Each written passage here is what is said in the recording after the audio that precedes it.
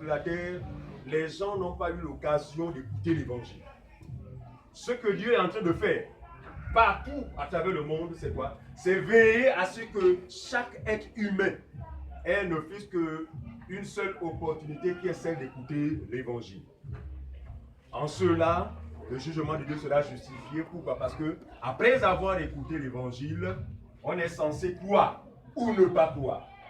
Donc ceux qui auront cru seront sauvés et ceux qui n'auront pas cru seront condamnés.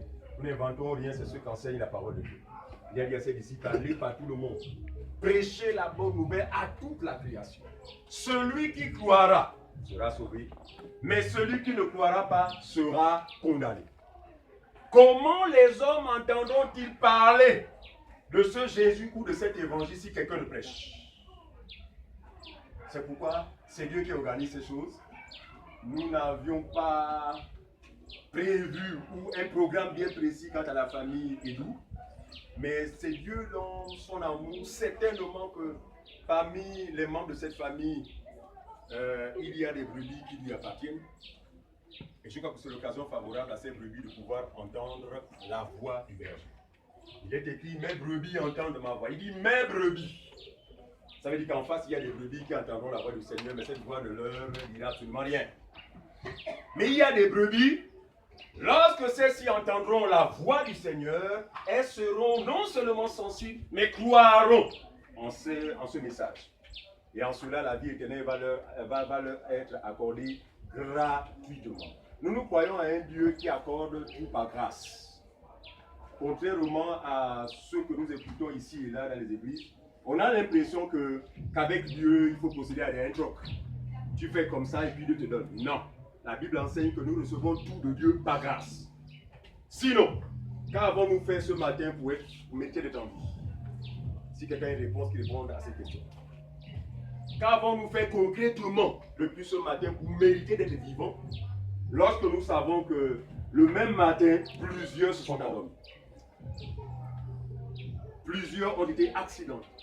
Plusieurs sont malades. Plusieurs sont dans le coma. Qu'avons-nous fait concrètement? Nous sommes d'accord pour dire que nous n'avons absolument rien fait. C'est en cela que Dieu dit, c'est ma grâce qui fait votre force.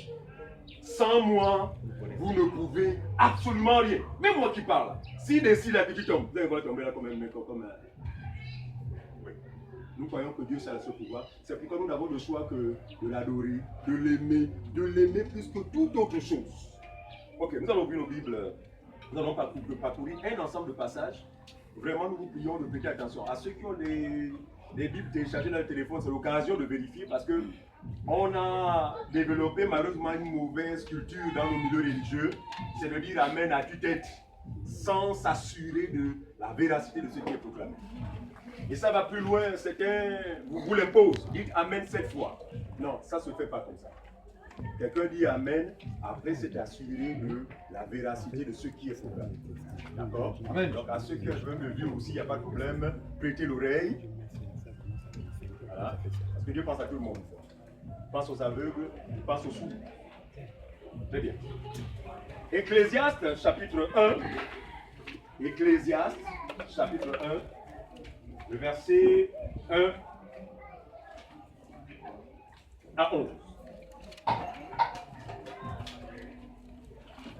Ce livre a été écrit par l'homme le plus sage, du moins c'est l'homme qui a été le plus sage dans ce monde.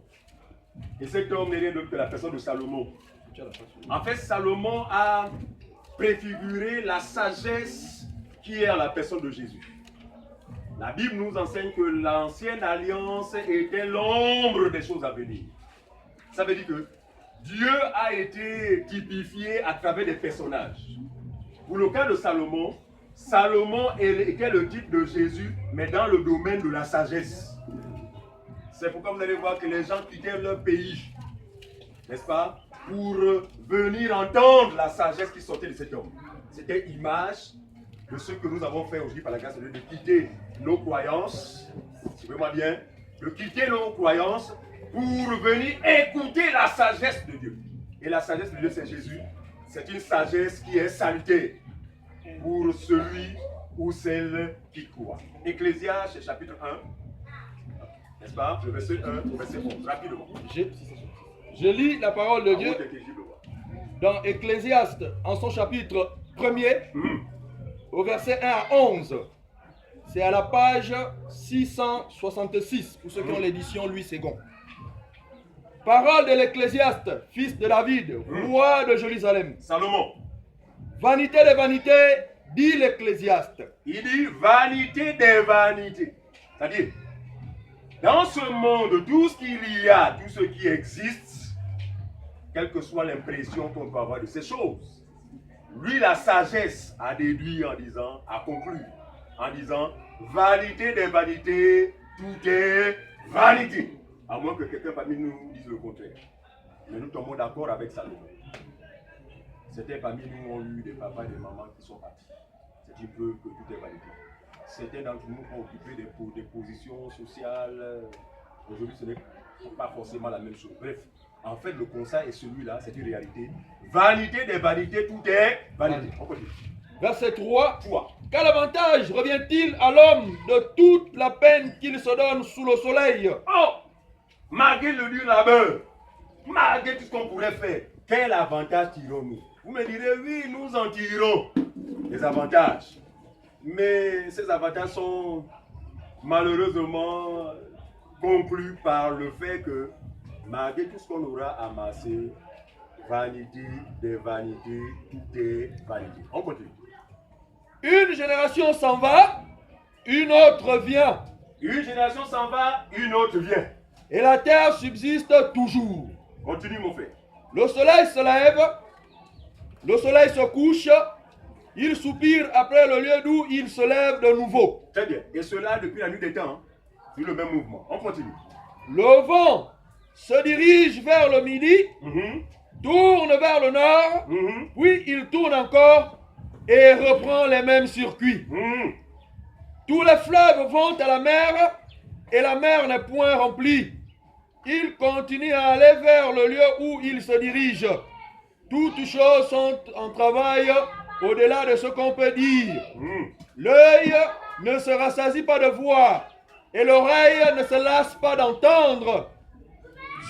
Ce qui a été, c'est ce qui sera. Ah, ce qui a été, c'est ce qui sera.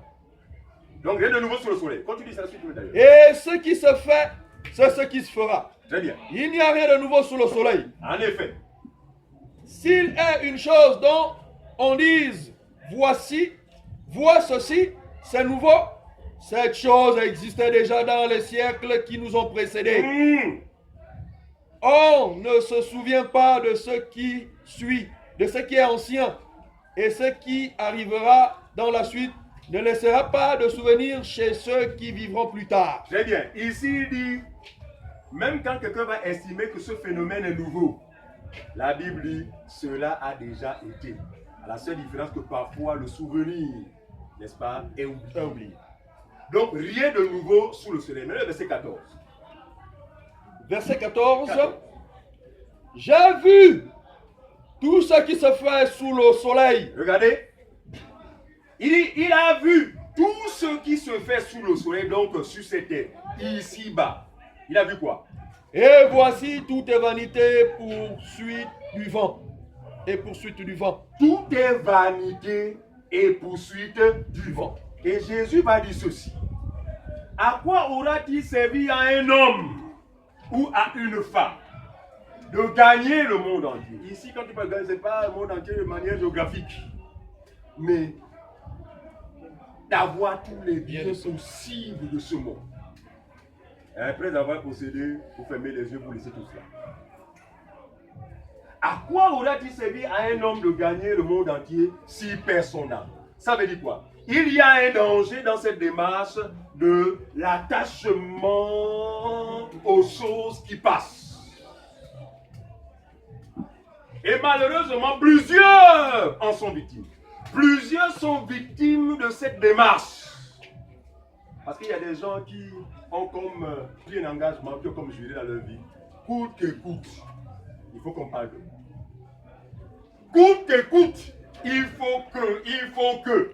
Et pour cela, eh bien, ils sont exposés à toute forme de pratique. Juste pour des buts visant une seule quoi? Une seule chose, c'est quoi? La satisfaction de la chair. Regardez.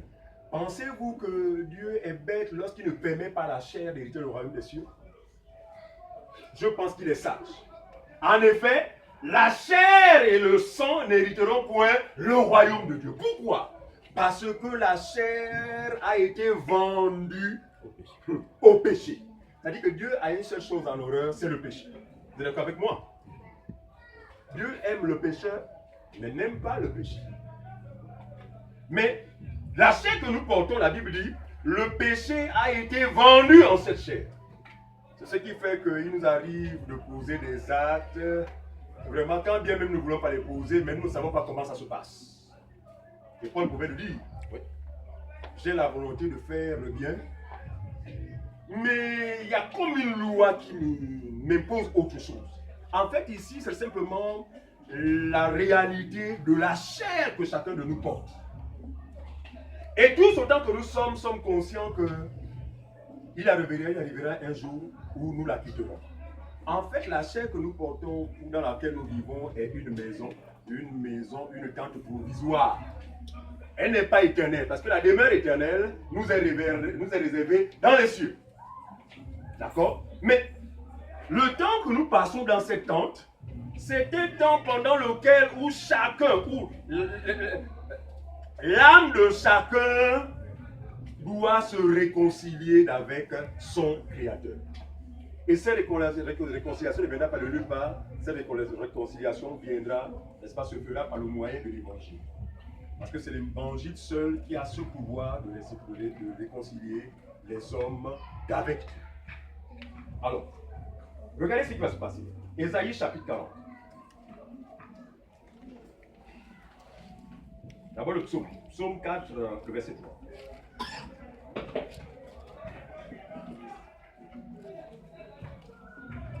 On va découvrir que l'évangile a un autre but. L'évangile a pour but de garantir la vie éternelle aux humains qui sont des mortels. L'évangile n'a pas pour but de garantir, n'est-ce pas, des biens sociaux. Loin de là. Psaume 4, verset 3. Je lis la parole de Dieu dans le psaume, en son chapitre 4, au 3e verset. C'est à la page 558. Pour ceux qui ont l'édition Louis II. Oui. Fils des hommes. Fils des hommes. C'est un prophète qui parle. Jusqu'à quand ma gloire sera-t-elle outragée? Jusqu'à quand aimerez-vous la vanité? Chercherez-vous le mensonge? Jusqu'à quand ma gloire va-t-elle être bafouée, plus ou moins? Jusqu'à quand chercherez-vous quoi? La vanité. Parce qu'on a entendu le prophète dire, vanité des vanités, tout est vanité. En fait, tout est poursuite du vent. En fait, l'homme ne sera jamais satisfait. Même quand il posséderait tout, toujours insatisfaction. Mais cette insatisfaction a pour but, ou encore conduit les hommes généralement dans des situations compliquées et même dans la mort éternelle. Ésaïe 40. Ésaïe chapitre 40. 6-8. À partir du 6e verset au 8e verset. Oui. C'est la page 716. Pour ceux qui possèdent l'édition Louis II. Une voix dit, crie. Et il répond, que crierai-je? Toute chair est comme l'herbe, et tout son éclat comme la fleur de l'herbe. L'herbe sèche, la fleur tombe, quand le vent de l'Éternel souffle dessus. Certainement le peuple est comme l'herbe. Donc la vie de l'homme ressemble à quoi? À une fleur qui à un moment apparaît et disparaît. La vie de l'homme ressemble à une fumée qui à un moment apparaît, à un autre disparaît. Et Pierre va reprendre les paroles du prophète là, 1 Pierre chapitre 1. Il va nous donner vraiment beaucoup plus d'explications quant à cette déclaration du prophète. 1 Pierre 1, 24-25. 1 Pierre chapitre 1, au verset 24 24-25. à 25. Très bien. C'est à la page 1235. Nous sommes en train de poser les bases de ce que nous voulons partager, de ce qui est fondamental. Page 1235, pour ceux qui ont l'édition Louis II. Oui. La Bible nous dit ceci. Puisque vous avez, 24-25, Voilà. toute chair est comme l'herbe, Voyez-vous, toute chair, donc vous et moi, nous sommes comme de l'herbe. et toute sa gloire comme la fleur de l'herbe. Très bien. L'herbe sèche et la fleur L'herbe tombe. sèche et la fleur tombe. Mais, la parole du Seigneur demeure éternellement. Amen. Et cette parole est celle qui vous a été annoncée par l'évangile. Ah, seule la parole du Seigneur demeure éternellement. Et cette parole, c'est laquelle? C'est celle qui nous a été annoncée par l'évangile. Vous comprenez cela? Et Jésus lui-même va dire, le ciel et la terre passeront. Mais ma parole ne passera pas. De vous à moi. S'il était question, quand l'on nous demande de faire un choix entre ce qui est éphémère, passager, et ce qui est éternel, quel choix allons-nous faire? C'est opter pour ce qui est éternel. Mais la Bible dit que ce qui est éternel, c'est la parole de Dieu. C'est celle que nous voulons vous présenter justement ce soir, afin que vous viviez. Vous me direz certainement, mais comment tu vas dire qu'afin que nous vivions alors que nous sommes en vie? Je ne parle pas de la vie charnelle. Je parle de la vie spirituelle. Beaucoup de personnes marchent, occupent des positions sociales, sociales très élevées. Voyez-vous? Mais en réalité, ce sont des personnes mortes. Dans la mesure où, suite au péché d'Adam et Ève, vous savez que suite à ce péché, les humains ont perdu la vraie vie. Amen. D'accord? Et Jésus est le second Adam que Dieu envoie dans le monde pour redonner la vie à l'homme. Donc, quiconque n'est pas en paix avec Dieu, quiconque n'a pas cru à l'évangile, quand bien même vous allez paraître vivant, vous êtes un mort. Nous comprendrons tout à l'heure vraiment le bien fondé de l'arrivée de Jésus sur la terre. Mais regardez, Satan est conscient que l'objectif de Dieu, c'est notre vie spirituelle. Il en est conscient. Mais regardez ce qu'il va faire. Vous savez qu'on l'appelle le malin. Oui. D'accord? Il est l'ennemi de nos âmes. En fait, il est l'opposé de Dieu. Alors, conscient de cette vérité, ce qu'il va faire, il va utiliser des hommes, des femmes, soi-disant de Dieu, mais qui vont vous apporter un évangile malheureusement qui est en désaccord avec l'objectif de l'évangile de Jésus. Je répète, que l'évangile de Jésus a pour objectif premier sauver nos âmes. Amen. Mais à côté de ça, l'ennemi aussi a monté un certain évangile. Vous savez qu'il est l'imitateur. Ouais. La Bible dit qu'il se déguise en ange de lumière. Non, il a tous les qualificatifs possibles. Le séducteur, le ceci, ça nous le connaissons. Il s'agit de Satan. Et il va mettre en place un évangile bizarre qui malheureusement attire des foules dans les milieux appelés églises. C'est un évangile social. C'est un évangile qui attire celui qui cherche un bébé. C'est un évangile qui attire celui qui cherche du boulot. Quand bien même nous connaissons beaucoup de non-croyants qui ne vont pas dans ces milieux, qui ne croient même pas en Dieu, mais à qui Dieu fait grâce d'avoir un emploi.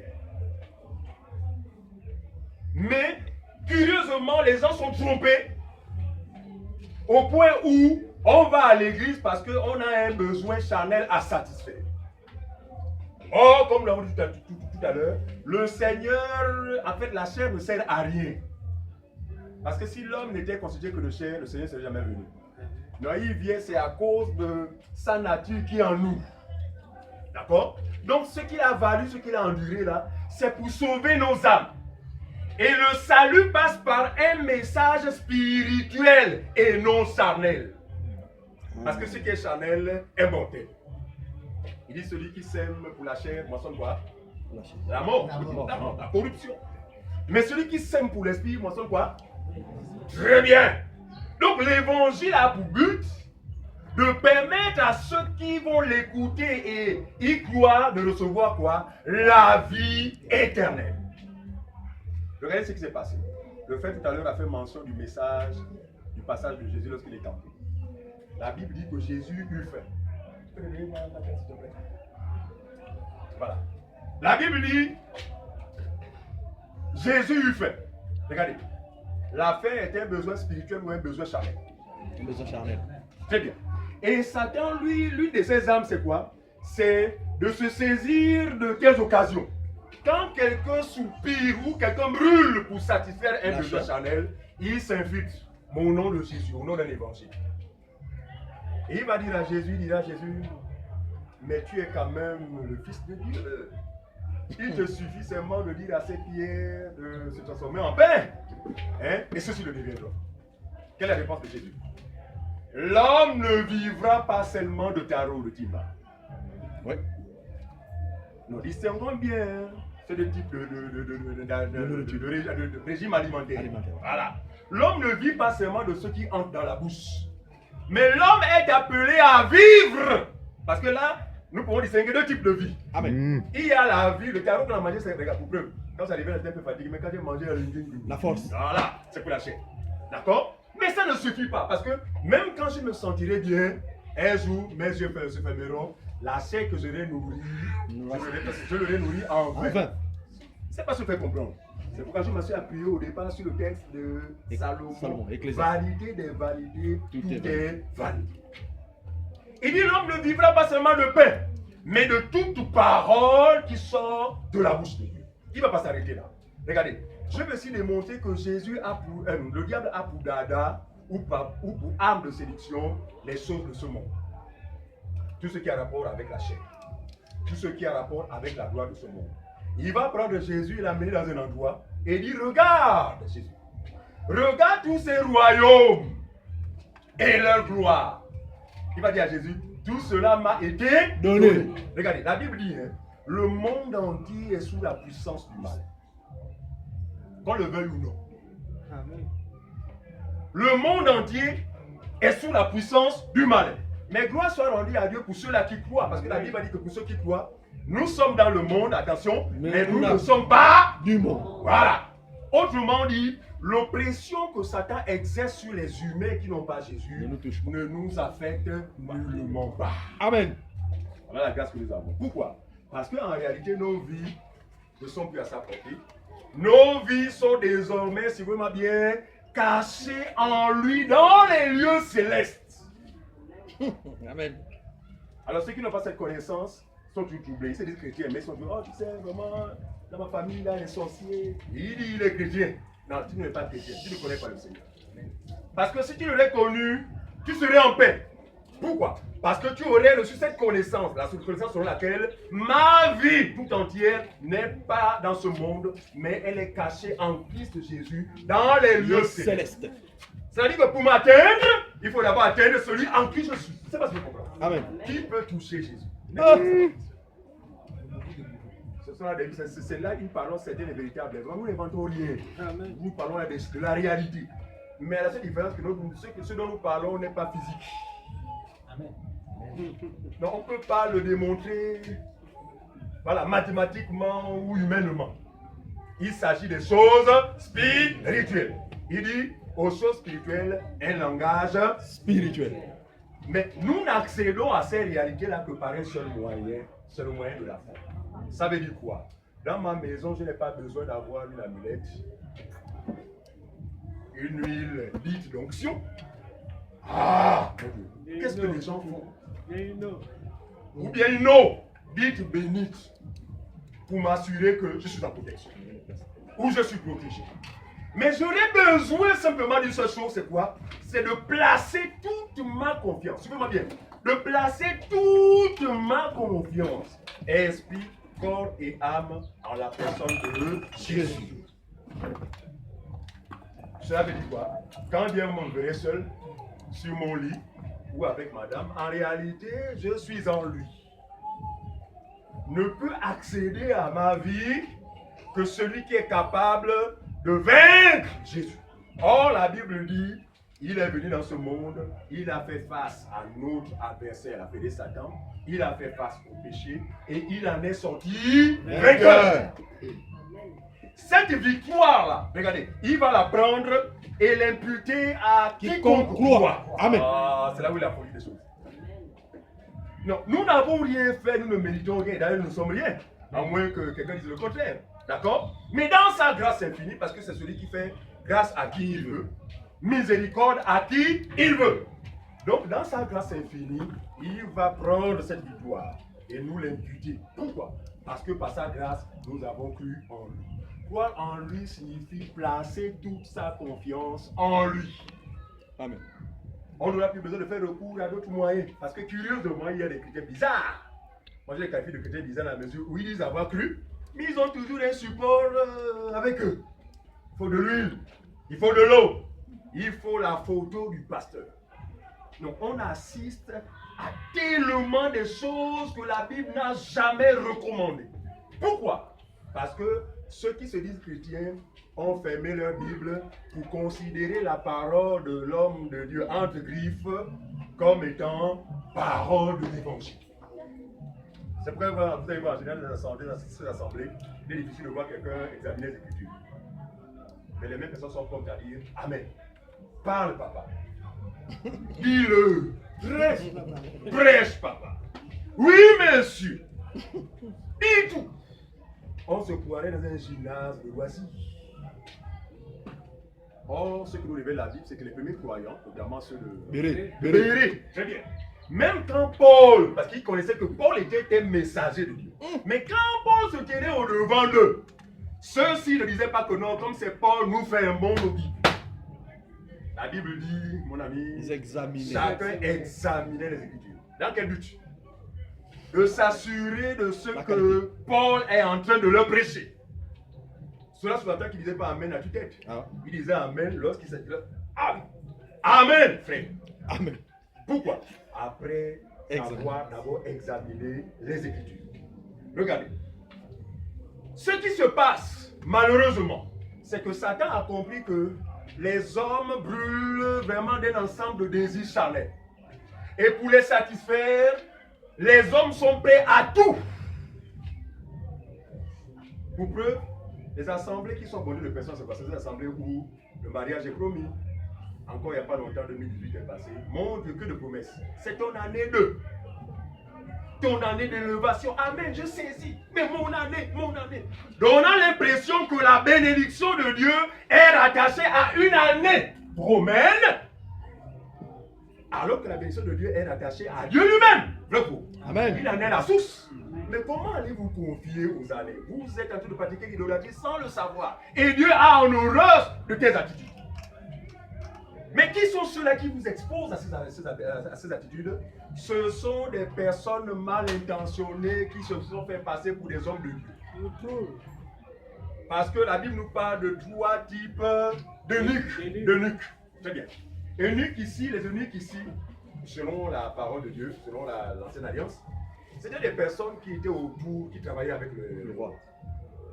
Leur rôle dans le palais, voilà, était celui de prendre soin de l'épouse ou des épouses des rois. Donc même quand le roi n'est pas là, le roi sait qu'il y a des gens qui s'occupent de mes épouses. Mais regardez, la condition qui était la leur pour qu'ils soient des eunuques en qui le roi place sa confiance, c'est quoi? Il fallait que tous ces eunuques soient castrés. Excusez-moi. Il fallait que ces eunuques soient castrés. Pourquoi? Parce que s'ils ne le sont pas, c'est le cœur de l'homme. Très bien. À son retour, il va trouver une enceinte. Regardez, ce qui s'est fait là-bas était l'ombre des choses à venir. Ça veut dire quoi? Ça veut dire qu'aujourd'hui encore, parce qu'il y a 3 types d'eunuques, il y en a qui le sont devenus par les hommes. C'est quelqu'un qui peut se lever un bon matin et dire ah, moi, il faut que je devienne pasteur. Pourquoi on fait? Parce que dans ma famille, mon ancêtre était un pasteur. Et tu vas le devenir selon l'homme. Et vous savez que dans ce domaine, on ne s'improvise pas. Quand on ne devient pas selon Dieu, vous vous retrouverez en train d'enseigner ce qui ne doit pas être enseigné. Et ce n'est pas étonnant qu'on assiste à toute forme d'invention et de séduction aujourd'hui. Mais au nom du Seigneur Jésus-Christ. Et d'autres qui le sont devenus par nostalgie. C'est ce que Jésus enseigne. Mais d'autres ne le sont pas devenus mais l'était. Parce que le vrai serviteur de Dieu l'est. À quel moment? Avant la fondation du monde. Qu'est-ce qu'il dit à Jérémie? Jérémie, mon fils, je te connaissais. Avant que tu ne sois même dans le ventre de ta mère, tu t'as fait quoi? Choisi et établi prophète des nations. Ah, donc celui que Dieu appelle l'est, mais ne le devient pas. Sauf que ce sont des choses qui prennent forme en cette personne avec le temps et selon le programme de Dieu. Voyez-vous? Amen. Alors, donc, ne sera capable de transmettre l'évangile dans sa clarté ou dans sa forme authentique que celui que Dieu a envoyé. Parce que celui que Dieu envoie fait quoi? Dit les paroles. Les paroles de Dieu. Regardez la démarche qui est celle de cette personne. 2 Corinthiens, 2 Timothée, chapitre 2 Timothée 4. Regarde. 2 Timothée. Chapitre 4. Oui. 1 à 3. Ne dormez pas s'il vous plaît, c'est vrai qu'on vient de manger. Faites un effort. 2 Timothée 4. La nourriture est plus importante que celle qu'on a mangée tout à l'heure. Amen. Celle qu'on a mangée là, ça finit par nous conduire à un seul lieu. Vous connaissez ça, Jésus a dit ça. Ceux qui rentrent ici, là c'est un moment après, c'est le lieu secret. D'accord? Mais ceux que nous écoutons là demeurent. Je lis la parole de Dieu. Oui. Dans 2 Timothée chapitre 4, verset 1er à 4. Oui. C'est la page 1212 pour ceux qui ont l'édition Louis II. La Bible nous dit ceci. Je t'en conjure devant Dieu et devant Jésus-Christ, qui doit juger les vivants et les morts. Oui. Et au nom de son apparition et de son royaume, oui. Prêche la parole. Oui. Paul dit à Timothée, prêche la parole, n'est-ce pas? On continue. Prêche la parole, insiste en toute occasion favorable ou non. Insiste en toute occasion favorable ou non. Continue. Reprend, censure. Reprend, censure. Exhorte. Exhorte. Avec douceur et en instruisant. Très bien. Pourquoi? Suivez. Car il viendra un temps où les hommes ne supporteront pas la saine doctrine. C'est écrit comme ça noir sur blanc. Paul recommande à son fils Timothée d'insister, de prêcher, de ne pas se lasser. Pourquoi? Parce qu'il viendra un temps. Paul était un prophète. Il savait que, en fait, il avait prophétisé quant au temps que nous vivons actuellement, où les hommes vont vraiment s'égarer dans une soi-disant vie chrétienne, mais visant malheureusement la satisfaction de la chair. Il dit quoi? Car il viendra un temps où quoi? Car il viendra un temps où les hommes ne supporteront pas la saine doctrine. Ils ne supporteront pas la vraie parole. Mais la vraie parole parle de quoi? Des choses d'en haut. Mais la fausse parole parle de quoi? Des choses d'en bas. Très bien. Donc il dit qu'il viendra un temps où les gens ne supporteront pas la vraie parole, mais ayant quoi? La démangeaison. C'est écrit comme ça. Amen. Non frère, non, tu inventes. Peut-être qu'il est en train d'inventer, parce que pour beaucoup, en fait, c'est la première fois qu'ils disent même ce passage. Peut-être dans la Bible, ça fait 5 ans, 6 ans. 12 ans pour certains, mais n'ont jamais lu ce passage. Pourquoi? Parce qu'ils ne sont pas nés de Dieu. Parce que celui qui est né de Dieu, cette naissance va la rattacher à la parole de Dieu. Regardez, si quelqu'un a du mal à méditer, si quelqu'un a du mal à lire la Bible, c'est que c'est pas étonnant. C'est-à-dire que vous n'êtes pas né de la parole. Il faut être né de la parole, avoir la nature de la parole pour s'y affectionner. C'est pas ce que je peux comprendre. Sans cette expérience, vous serez le seul là qui allait penser à votre Bible que le dimanche. Et beaucoup sont comme ça. Toute la semaine, la Bible est au-dessus du living. Quand c'est dimanche matin, on va aller à l'église. On enlève la poussière. Ils sont nombreux comme ça. Mais ils se réclament être chrétiens. Non, le chrétien vit de la parole. Jésus a dit, il dit que l'homme ne vit pas seulement de pain, mais de toute parole. Imaginez ce qui vous fait vivre. Allez-vous vous en passer? Non. Hein, maman? Ce qui vous fait vivre, allez-vous vous en passer de ça? Non, parce que ma vie dépend de ça. C'est ce qui me fait vivre. Voilà, c'est ce qui est la différence entre les faux enfants de Dieu. Parce qu'il y a les faux enfants de Dieu et les vrais enfants de Dieu. Vas-y. Car il viendra un temps. Car il viendra un temps. On suit la lecture. Où les hommes ne supporteront pas la saine doctrine. Oui. Mais ayant la démangeaison d'entendre les paroles agréables. Quelles sont ces paroles? Je dis cette année, tu vas te marier. Amen, oh papa. Paroles agréables. Oh, ça fait du bien à l'oreille. Ah. Les gens ne supporteront pas la saine doctrine, mais ayant la démangeaison d'entendre des choses agréables à l'oreille. Regardez, ce ne sont pas les docteurs qui viendront vers eux. Connaissez-vous ces faux docteurs-là venir chez vous quand vous venez à l'église? C'est vous qui les poursuivez. Vous les poursuivez sur la base de quoi? Sur la base du besoin que vous exprimez, que vous manifestez. C'est ce qu'il dit. Reprends ces parties à mon frère. Car il viendra un temps où les hommes ne supporteront pas la saine doctrine, mais ayant la démangeaison d'entendre les choses agréables. Et ils se donneront une foule de docteurs selon leurs propres désirs. Donc ce ne sont pas les enseignants qui viendront vers eux. Mais c'est à chacun selon son besoin de choisir le docteur qui prêche son besoin. C'est parce que je comprends. C'est-à-dire que si moi, Dieu donné, je prêche le mariage, mon ami, mon assemblée sera remplie de quelle catégorie de... Très bien. Et tout cela, on passe, sans le savoir, à côté de l'essentiel. Malheureusement, on passe à côté du but qui est celui de l'évangile. Continue mon frère. Mais ayant la démangeaison d'entendre les choses agréables, ils se donneront une foule de docteurs selon leurs propres désirs. Selon leurs propres désirs. Selon le désir de chacun d'entre eux. On continue. Verset 4. Détourneront l'oreille de la vérité. Voilà. Et se tourneront vers les femmes. Ta parole là, les choses de l'esprit là, c'est pas nos problèmes. Nous, on cherche. Voilà. Continue mon frère. Détourneront l'oreille de la vérité et se tourneront vers les fables.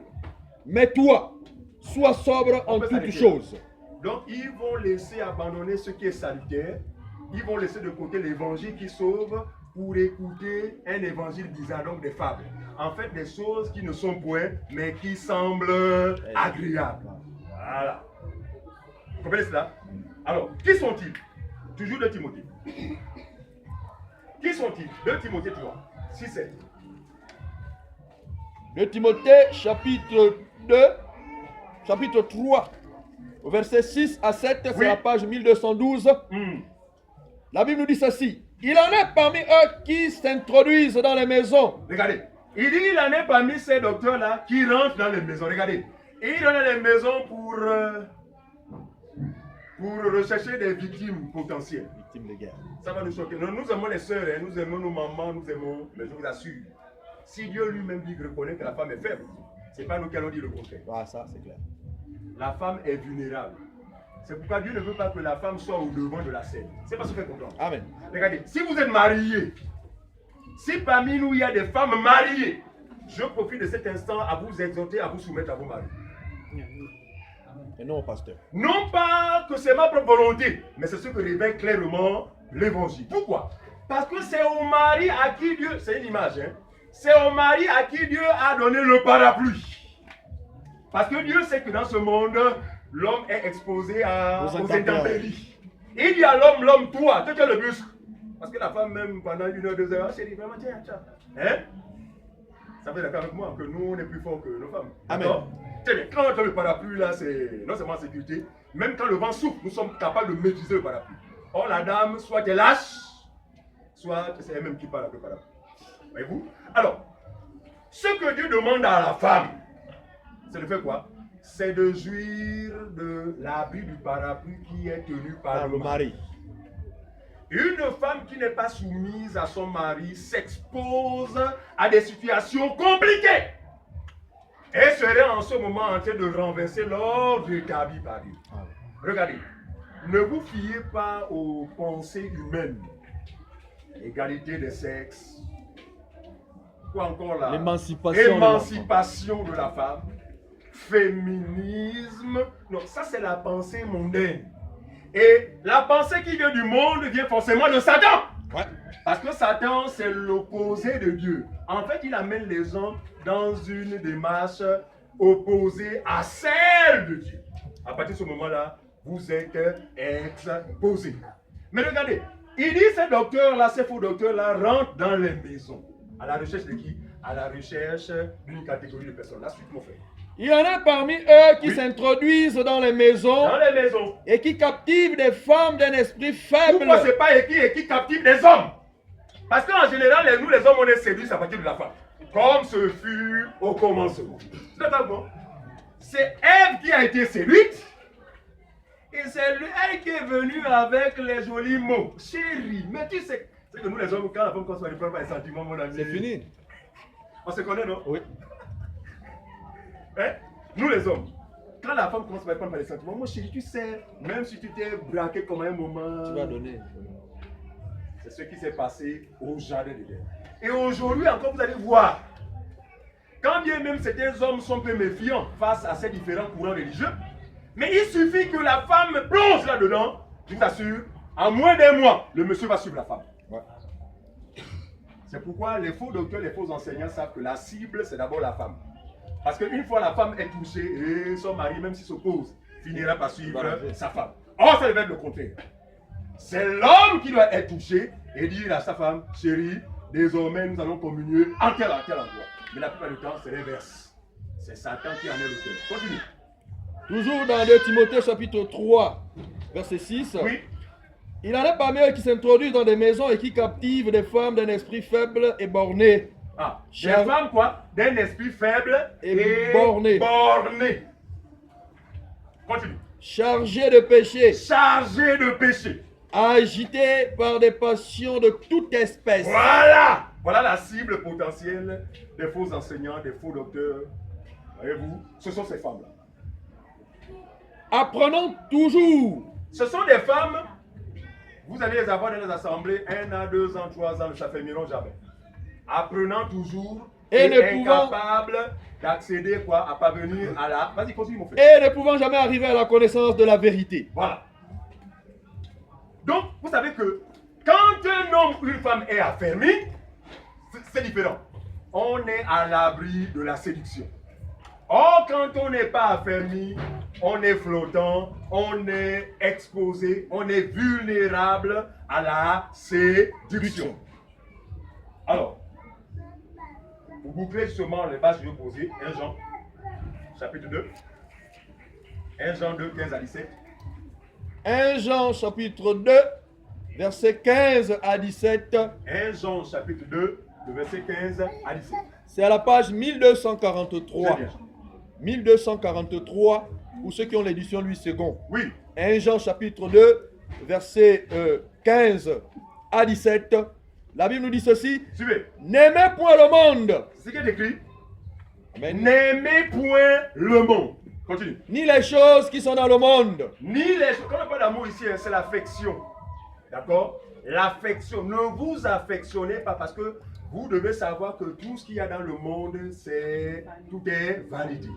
Donc, ne n'aimez point le monde, ni les choses qui sont Dans le monde. Continue. Si quelqu'un aime le monde, Si quelqu'un aime le monde, l'amour du Père n'est point en lui. Dieu ne peut l'aimer. C'est ça là. Si quelqu'un aime le monde, Dieu ne peut l'aimer. Continue. Car tout ce qui est dans le monde, C'est quoi? la convoitise de la La chair, convoitise de la chair relève du monde. la convoitise des yeux La convoitise des yeux relève du monde. et l'orgueil de la vie Et l'orgueil de la vie. ne vient point du Père, Toutes ces choses ne viennent point du Père, mais vient du monde. mais viennent du monde. La suite. Et le monde passe, et sa convoitise aussi, Le monde passe et sa convoitise aussi. mais celui qui fait la volonté de Dieu Suivez maintenant. demeure éternellement. Mais il dit, le monde passe, sa convoitise aussi. Mais celui qui fait la volonté de Dieu demeure éternellement. Maintenant, je suis maintenant en plein pied sur le message qui a été confié aux apôtres. Amen. Il leur a été dit, allez partout le monde prêcher la bonne nouvelle. Quand on parle de bonne nouvelle, est-elle susceptible d'attrister qui que ce soit? Non, Quelle va être la réaction de quelqu'un qui écoute une bonne nouvelle? en joie. Aïe, merci. Oh. Hein? Quand on a certains eu le bac, le BPC, mon ami, c'est la joie. La joie. C'est une bonne nouvelle, voyez-vous. Donc, quand on parle de bonne nouvelle, c'est que préalablement, l'homme était dans le malheur. Et ce malheur est lié au péché d'un seul homme. Il a dit tout à l'heure que le ciel et la terre passent, mais celui qui fait la volonté de Dieu demeure éternellement. D'accord? Maintenant, quelle est la volonté de Dieu? Parce que pour demeurer éternellement, ou pour vivre éternellement, d'accord, il nous faut faire quoi? La volonté de Dieu. Mais maintenant, la question est celle-ci. C'est quoi la volonté De Dieu. C'est pas si tout le monde suit. Je reprends, parce qu'apparemment, il y en a qui dorment. Pardon, s'il vous plaît, faisons un effort. Réveillons-nous. C'est important. Ça, c'est très important. C'est plus important que tout. D'accord? Il dit, le ciel et la terre passent, mais celui qui fait la volonté de Dieu demeure éternellement. À partir de ce moment, nous qui écoutons cette nouvelle, la question qui monte dans nos cœurs, c'est quoi? C'est quoi la volonté de Dieu? Ou encore, c'est quoi faire la volonté de Dieu? Jean 6, le verset 40. On va découvrir ce qu'on appelle faire la volonté de Dieu. Je lis la parole de Dieu dans l'évangile de Jean, son chapitre Jean 6, chapitre 6, le verset 40. au verset 40. C'est à la page 1068. La Bible nous dit ceci. La volonté de mon Père, c'est que quiconque voit le Fils et croit en lui ait la vie éternelle et je le ressusciterai au dernier jour. Ah! Il dit quoi? Or, la volonté de mon Père est que quoi? Quiconque voit... C'est qui comme ça? Oui. Quiconque voit le Fils et croit en lui est quoi? La vie éternelle. Et moi, je le ressusciterai le dernier jour. La question qui existe dans mon cœur, c'est maintenant comment le voir? Très bien. Jésus a dit, mes paroles sont esprit et vie. N'allez pas chercher à voir Jésus, le Pakistanais qui est vendu au marché à 2000 francs. Ce poster à 2000 francs. On ne parle pas de ce Jésus-là. Hein? Nous parlons de Jésus la parole. Jésus qui est Dieu. Dieu est esprit. Dieu n'est pas... Voilà. Il dit, quiconque voit le Fils. Parce que si nous n'expliquons pas ça, après ces réunions, beaucoup vont se diriger à Montbois et aller acheter Jésus. Ouais. Et commencer à le plaquer devant sa chambre, devant le mur de sa chambre pour dire, ah, on a entendu là-bas, le frère a dit que quiconque voit Jésus. Seigneur, je t'ai vu maintenant, donne-moi la vie éternelle. La lettre tue, mais l'esprit vivifie. Il dit, quiconque voit le Fils et croit en lui a la vie éternelle. Comment voyons-nous Jésus? Nous voyons Jésus à travers son évangile. Amen. Ce que vous êtes en train de faire, en fait, nous sommes en train de vous présenter Jésus. Amen. Donc, sans image, sans matin, c'est-à-dire que là, c'est votre foi qui vous permettra de voir Jésus. D'accord? Parce que si vous le voyez, autrement dit, si vous comprenez le bien fondé de son message, celui-ci suscitera en vous quoi? La foi qui permettra le don de la vie éternelle. Personne ne peut être sauvé s'il ne croit. Ça, il ne faut pas se leurrer. Parce que la foi vient de quoi? De ce que l'on entend. Et ce que l'on entend vient de quoi? Très bien. Or, beaucoup de personnes confondent la foi avec le foi. Non, le foi, tout le monde en a. Le foi, tout le monde a. Même le musulman, il a le foi. Or, Jésus veut que chacun de nous obtienne quoi? Reçoive quoi? Manifeste la foi. Mais la foi, là, doit venir de ce qui est sorti de la parole de Christ. Qu'est-ce qui est sorti de la parole de Christ? La Bible dit, Romains chapitre 5, verset 12, mon frère. On ne sera pas long, c'est juste pour donner une idée de cette bonne nouvelle. Pourquoi la bonne nouvelle? Romains 5. Romains chapitre 5 au verset 12, c'est à la page 1237. Pour ceux qui ont l'édition Louis II. La Bible nous dit ceci. C'est pourquoi, comme par un seul homme, le péché est entré dans le monde. C'est qui est écrit? Oui. C'est pourquoi, comme par un seul homme, lequel? Adam. C'est pourquoi, comme par un seul homme, le péché est entré dans le monde. Vas-y. Et par le péché, la mort. Et par ce péché, la mort. Donc le péché a produit quoi? La mort. Et qu'ainsi la mort s'est étendue sur tous les hommes parce que tous ont péché. On s'arrête là. Regardez-moi bien. C'est l'acte d'un seul homme qui aujourd'hui justifie le fait que, après un temps, nous sommes appelés à fermer les yeux, à nous retrouver enterrés quelque part. C'est à cause du péché d'un seul homme que plusieurs familles sont frappées de malédiction. Suivez-moi bien. C'est à cause d'un seul homme, en un mot, que le mal a frappé l'humanité tout entière. Et quand je parle d'humanité, même ceux qui nous mystifient, ou ceux qui, je vais dire quoi, ceux qui plongent certains d'entre nous dans des complexes. Je vais parler des Européens. Ah vraiment les blancs, vraiment, vraiment non, vraiment, les blancs. Mon ami, aussi vrai qu'ils sont des hommes comme vous et moi, tous sont victimes du même péché, la même malédiction. En fait, le monde entier a été soumis justement à ce problème de péché qui a entraîné la mort et qui a entraîné la malédiction. Plusieurs familles aujourd'hui croupissent sous la malédiction. Les faits témoignent de cette situation. Et à cause de ces faits, plusieurs personnes ont entrepris des démarches, suivez-moi bien, visant à faire quoi? Visant à en sortir. Certains sont allés au lac chez moi là-bas, aller se laver l'eau avec certaines feuilles. Je parle de ceux que chacun de nous a été. Hein. Moi, je ne doute pas, je ne nie pas. Je l'ai été par le passé. Faute de Connaissance. On s'est lavé, on a fait. Et puis après ces rituels, on a l'impression que non, là, ça y est, j'en suis sorti. Hélas, nous nous retrouvons toujours rattrapés par les mêmes situations. On dit non, là, bon, le monsieur n'était pas efficace. C'est parti pour aller voir les marabouts. Ah, ça. Le marabout va vous mystifier par un ensemble, une liste avec des produits vraiment mystificateurs. Plumes de perroquet, pagne blanc, bougie, attention, il ne faut pas que cette bougie là ait été touchée par... Bref, et puis, comme on soupire après la délivrance, d'accord, on est prêt, même si la facture, même si la liste coûte des millions, on va le faire, vrai ou faux? Je ne sais pas de ce qu'on a été, je ne parle pas de vous, je ne sais pas de nous autres. Très bien. Je veux dire si vous n'avez jamais fait ces choses-là, mais nous nous souvenons. Très bien. Et puis on se soumet à ce rituel une fois de plus, et là je t'assure, on a la foi, on croit que nous là, dans l'homme là, parce qu'on n'est pas venu chez lui par hasard.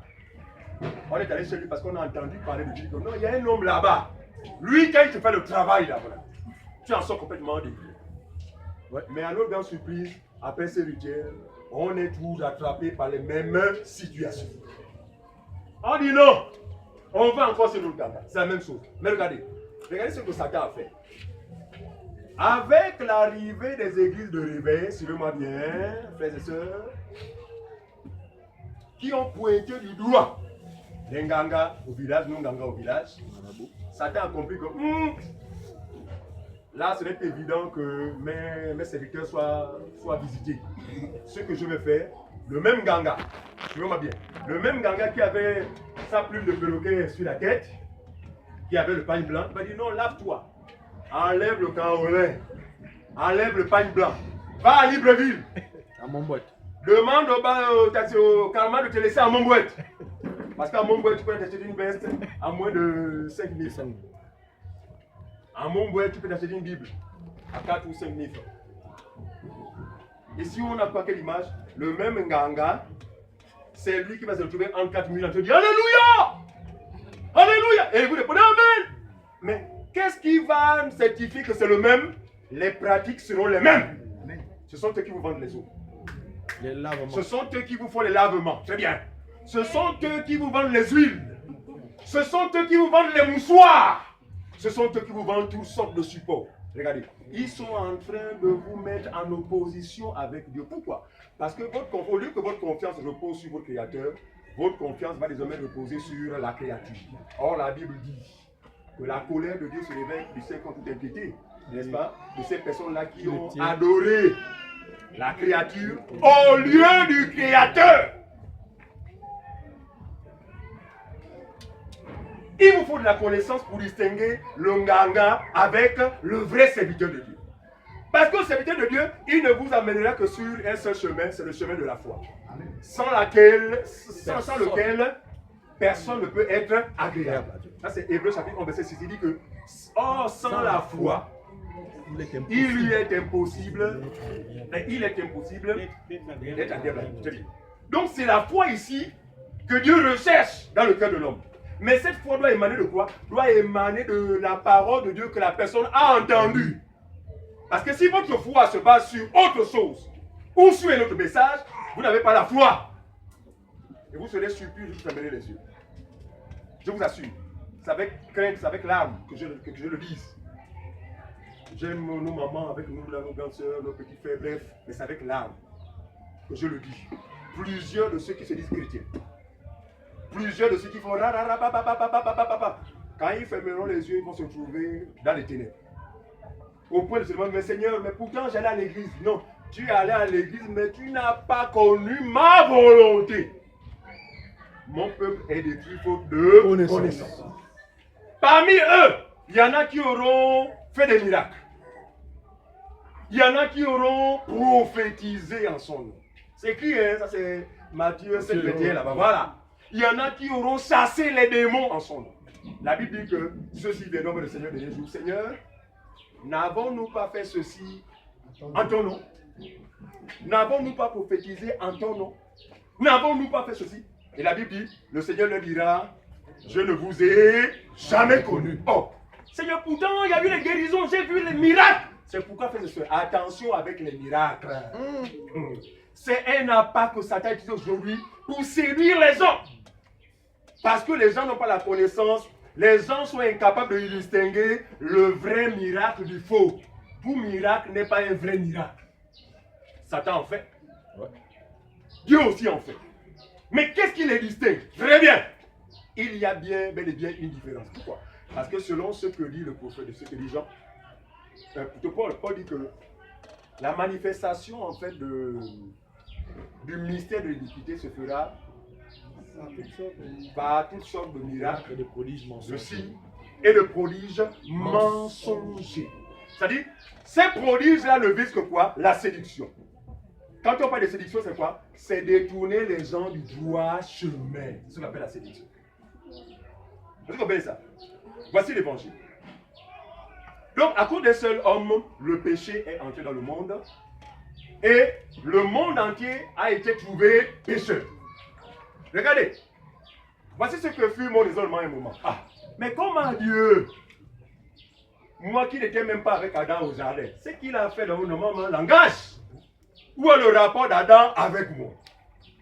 Parce que Adam, il avait été prouvé qu'il avait péché. En quoi faisant? En transgressant la loi. Voilà où nous voulons venir. Dans les églises de réveil, malheureusement, la notion de péché est mal interprétée. Parce que si nous faisions un test là tout à l'heure, que bon, ma soeur, c'est quoi le péché? Tu vas entendre la fornication. Le vol. Voilà, ça c'est le péché, vraiment, non. Ah! C'est quoi le péché? L'adultère, le vol, le mensonge. Quoi encore? Bon, maintenant, posons-nous une question toute simple. Qui est croyant? Non, si vous êtes croyant, levez la main. Ok. Bon, une question toute simple. Et cette question va nous amener, très bien, et cette question va nous amener à fermer définitivement notre bouche quant à ce raisonnement. Amen. Lequel d'entre nous ne commet pas de faute, donc le péché? Ce qu'on appelle péché. Voilà. Qui depuis ce matin ne commet pas ce qu'on appelle le péché? Qui lève sa main?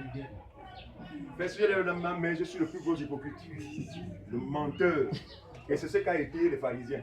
C'est pourquoi Jésus n'a pas dit que vous êtes hypocrite, vous êtes des faux. Vous pointez les gens du doigt pendant que vous-même vous n'êtes pas différent d'eux.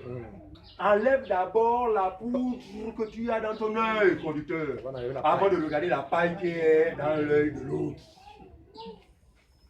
Regardez, si nous prenons la définition du péché selon l'Église éveillée, alors personne ne sera sauvé. Ça choque? Je dis, hein, si c'est ça le péché, aucun d'entre nous ne sera sauvé.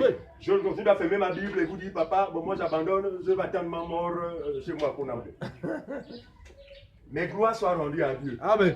Parce que l'évangile est venu apporter de la lumière sur ce sujet. Amen. C'est quoi le péché?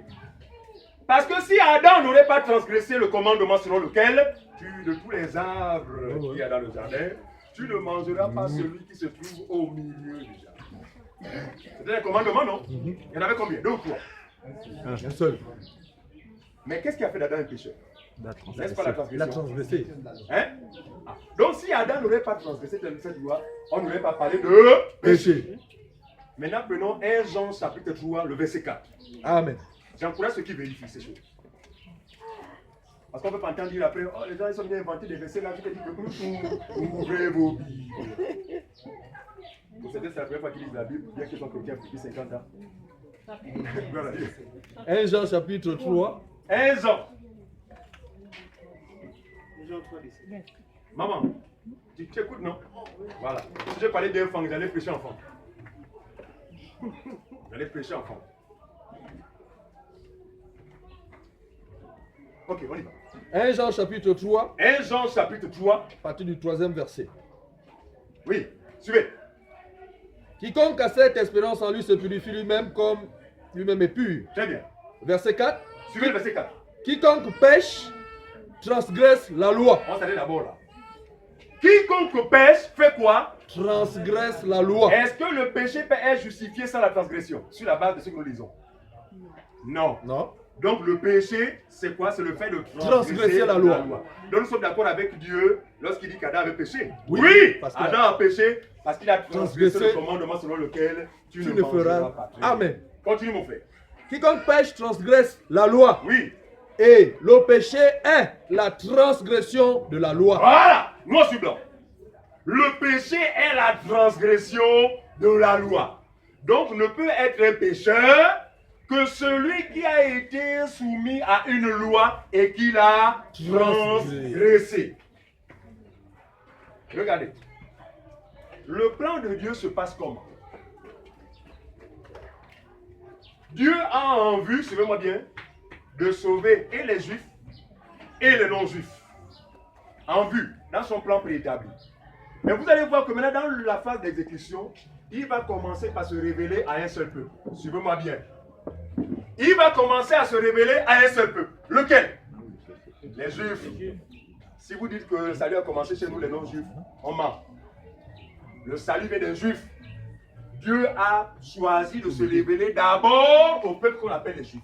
Regardez. Et en se révélant aux juifs, il va susciter Moïse, comme nous connaissons l'histoire, en partant de revenir là-dessus. Il va appeler Moïse sur la montagne et donnera à Moïse la loi. Considérez que avant que la loi n'ait été donnée aux hommes, le péché n'était justifié que par l'acte posé par Adam. Adam, au jardin. Mais aucun des hommes n'avait transgressé personnellement ou directement la loi. Je ne sais pas si vous comprenez. Amen. Maintenant, regardez ce que Dieu va faire. Dieu dit, ok, comme Adam a été trouvé pécheur, nous comprenons que l'humanité tout entière est forcément des pécheurs. Mais maintenant, attention, il faut que moi, Dieu, maintenant, je justifie le péché dans la vie de maman Astrid, dans la vie de Liliane, dans la vie de Didier. Regardez ce que Dieu va faire. Il va dire à Moïse, Moïse, viens. Oh, voici 10 commandements. Tu ne voleras pas. Tu ne tueras quoi. Tu ne. Ça veut dire qu'aussi longtemps que les Juifs n'avaient pas transgressé cette loi, ils ne pouvaient être taxés de pécheurs. Sauf la relation qui les liait à Adam. Regardez. Dans les églises, on enseigne les gens que Dieu n'a donné que 10 commandements à Israël. Ce qui est faux. Si on avait le temps, on a dans ces écritures. Regardez. Il va encore rappeler Moïse. Et donnera à Moïse encore 603. Voilà. 603 ordonnances. 603. Adam n'a eu qu'un seul commandement. Mais à Israël, Dieu va donner 603 ordonnances. Plus les 10 commandements. Ça nous fait combien? 613. Dans la loi de Moïse, la loi de Moïse était composée de 3 volets. Suivez, ça c'est une connaissance que vous n'apprenez jamais dans les églises, parce que là-bas on parle que du mariage. Ne parlez pas de ces choses. Profitez de cette connaissance. La loi de Moïse avait 3 volets. Premier volet, c'est la loi cérémonielle. En fait, la loi qui permettait aux Juifs d'adorer Dieu. Donc les sacrifices, laver les pieds, faire ceci, la loi cérémonielle. C'était un volet de la loi. L'autre volet, c'était le volet social. Pour que Israël vive en harmonie, il fallait un ensemble de lois. Ça veut dire quoi? Si j'ai un terrain, n'est-ce pas, dont avec un frère nous sommes frontaliers, la loi prévoyait que la borne de limite, n'est-ce pas, ne devait être repoussée par l'un ni l'autre. En vue de quoi? En vue de conserver l'harmonie entre ce peuple, parce qu'ils étaient des frères. Vous comprenez ça? Très bien. Et il y avait ce qu'on appelle la loi morale. Tu ne voleras pas, tu ne mentiras pas. Regardez, Dieu va appeler encore Moïse. Regardez, donc le peuple a actuellement combien de lois, si on retient bien? 613. Dieu rappelle Moïse et lui dit, Moïse, dis à ce peuple que maudit, suivez, hein, maudit est quiconque ne sera pas capable d'observer cet ensemble de lois. Chers amis, lorsque nous savons qu'Adam n'a été soumis qu'à une seule loi, mais il a été incapable de respecter une seule loi. comment l'homme va-t-il être capable de respecter 613 ordonnances? Et puis on a l'impression que Dieu, on a Dieu aussi, on dit qu'il a des problèmes. Il a corsé. Il n'a pas de problème. Il a d'autres buts avec la loi. Regardez, ça va aller plus loin. Il va dire à Moïse que Moïse, il suffira que le peuple transgresse une seule loi de cet ensemble, qu'il soit coupable De tout. toute la loi. Je prends l'exemple simple. Prends ça, Jacques chapitre 2, verset 10. Celui qui commet adultère est passible de jugement. C'est ça, non? Il dit, mais moi, Jésus, je vous dis, celui qui regarde seulement une femme, tout en la convoitant, A déjà commis adultère avec elle, dans son cœur. ça veut dire quoi? Ça veut dire que même si on ne va pas en boîte de nuit, nous voulons ici Oui, démystifier la mentalité du péché selon les églises éveillées. Elle n'a rien à voir avec la parole. Ça veut dire que je peux ne pas commettre l'adultère physiquement, je peux ne pas voler, je peux ne pas forniquer, mais une seule mauvaise pensée en moi fait de moi un transgresseur de la loi. Par conséquent, un péché. Un péché. Arrêtons-nous là. Depuis ce matin, qui une mauvaise pensée n'a pas traversé la tête, qui lève sa main, qui soit courageux. Très bien. Nous voyons que sous ce régime, Tout le monde est... personne ne peut s'en sortir. Personne. Fermons qu'on se lève. Parce qu'il faut distinguer les deux régimes. Il y a le régime de Moïse qui n'a amené personne à la perfection. Et il y a le régime de Jésus qui, heureusement, peut amener l'homme, le pécheur là, à la perfection. C'est bon, c'est là la bonne nouvelle. Hein? Il faut distinguer. Regardez. Donc, le péché a sévi dans la vie de l'homme toute cette période avant l'arrivée de Jésus. C'est ce qu'on dit la suite de ce passage. C'est ce qu'on dit la suite de ce passage. 13, le verset 13. Verset 13 Voilà. de Jacques chapitre 2. Non, de Romains 5. De Romains chapitre 5, verset 12. 13. Car jusqu'à la loi, Ah, suivez. le péché était dans le monde. Or, le péché n'est pas imputé quand il n'y a point de loi. Oh, ça revient. Ça veut dire que sous le régime de Moïse, là, le péché était dans le monde. Or, le péché ne peut être imputé à l'homme s'il n'y a point de loi. de loi. On est d'accord que donc finalement le péché c'est quoi? C'est la transgression de la loi. De la loi. Ne peut transgresser la loi que celui qui est sous la loi, ou sous le régime de De la la loi. loi. Alors, nous les non-juifs, on va dire que mais là, ce sont les juifs à qui la loi a été donnée. Oui. Mais pourquoi nous nous sommes consolés par ce fait? Non, Dieu n'a pas pensé, parce que le but de Dieu en donnant la loi aux juifs, c'était pour démontrer à ces juifs-là qui disaient que non, nous, on n'était pas avec Adam. On n'était pas avec Adam. Donc, on ne se sent pas coupable de cette affaire-là. Il dit, ok, moi je vais justifier ce que j'ai dit par la transgression de la loi aussi. Mais regardez, sur la terre, il n'y a pas que les juifs, il y a aussi les non-juifs. Ouais. Mais regardez ce que Dieu va dire des juifs. Romains chapitre 2. Les non-juifs. Romains chapitre Parce 2. qu'il fallait aussi que Dieu justifie le péché dans la vie du non-juif. Romains chapitre 2. 14 à 15. Romains chapitre 2, verset 14 à 15, c'est Oui. la page 1134 pour ceux qui ont l'édition du second. Mhm. La Bible dit ceci. Quand les païens qui n'ont point la loi font naturellement ce que prescrit la loi. Regardez, on dit les païens. Qui sont les païens en réalité? Hein? Voilà. Non, attends, le païen, c'est pas celui qui boit le vin. Hein? Non, non, non, non. Les Le non-juifs. païen, c'est pas celui qui se tue les boulons. Non. Le païen, c'est tout peuple qui n'est pas juif. Voilà. En fait, tout non-juif est un païen. Donc, moi, lui donner, je suis un Païen. Sergina est une païenne. Ça choque. Mais si je parle comme ça, là, on dit, oh, tu dis que quoi, il vit dans le péché. Non, non, non, non. Et je vous ai dit que Sergina est non-juif. Amen. Voilà. Il dit, mais quand les non-juifs font quoi? Mais quand Les non-juifs, les païens qui n'ont point la loi font naturellement ce que prescrit la loi, ils font naturellement ce que prescrit la loi. Vas-y. ils sont eux qui n'ont point la loi, une loi pour eux-mêmes. Très bien, continue. Ils montrent que l'œuvre de la loi est écrite dans leur cœur, leur conscience en rendant témoignage et leurs pensées s'accusant ou se défendant tour à tour. Très bien. Regardez, avant que je connaisse la Bible, quand il fallait aller voler le lait au frigidaire, le lait, tout le monde est passé par là, non? Oui, oui, la conscience, on regarde à gauche, à droite. Voilà, mais voilà. La question c'est, qu'est-ce qui nous donne de regarder pas gauche à droite? Ou bien de ne pas aller voler le lait, mais le cœur tranquille, le cœur bas comme ça. La conscience. Le moins de bruit, Qui t'a enseigné que voler c'est mauvais? Très bien. C'est-à-dire que Dieu, de son côté, en ce qui nous concerne, il a inscrit la même loi morale dans le cœur des non-juifs. Amen. En vue de faire quoi? En vue de prouver aussi aux non-juifs qu'ils sont tous des pécheurs comme les autres. juifs. Amen. Qui aussi transgressent la loi. Vous comprenez ça? Donc le but de Dieu ne c'était pas de s'attendre à ce que la loi soit observée.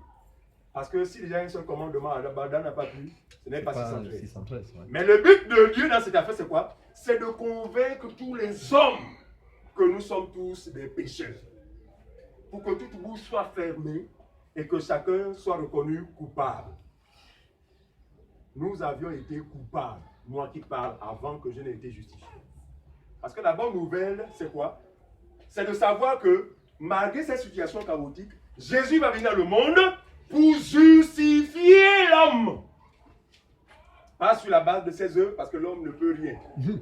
L'homme ne peut pas s'auto-justifier par l'application des lois. Mais l'homme peut être justifié par la foi en celui que Dieu a envoyé.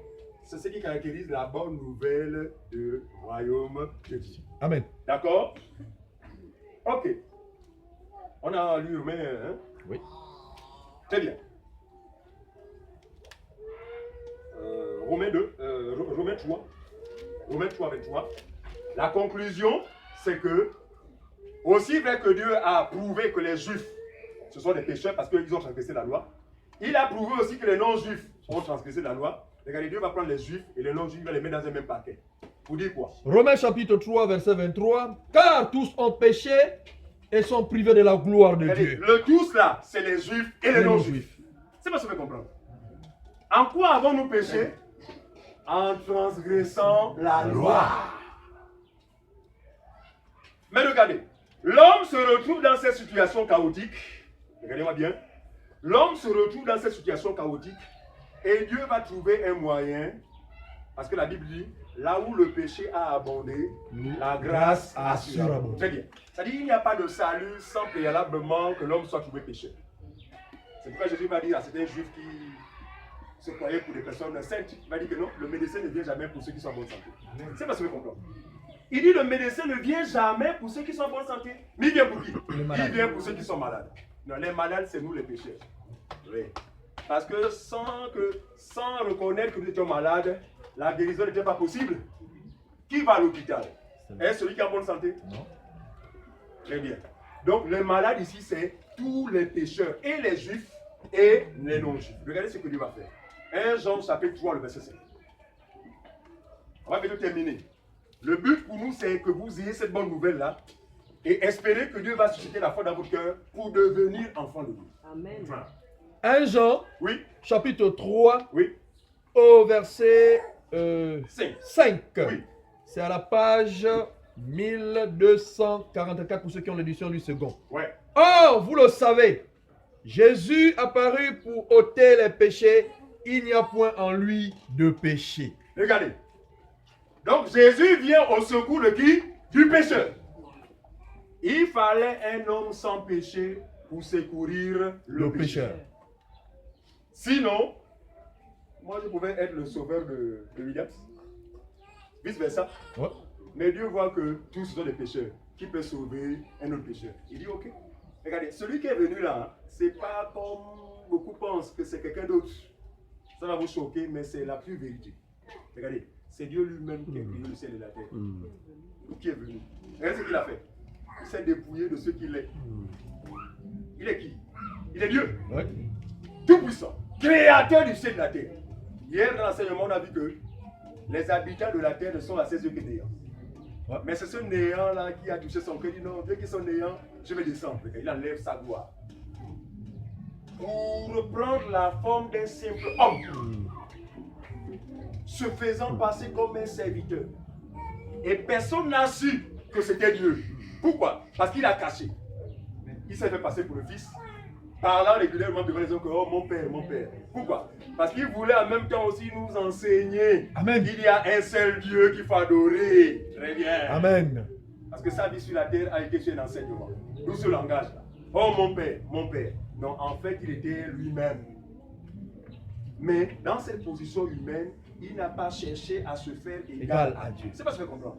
Mais il s'est humilié lui-même, la Bible dit, se rendant obéissant jusqu'à la mort. Et même jusqu'à la mort de la croix.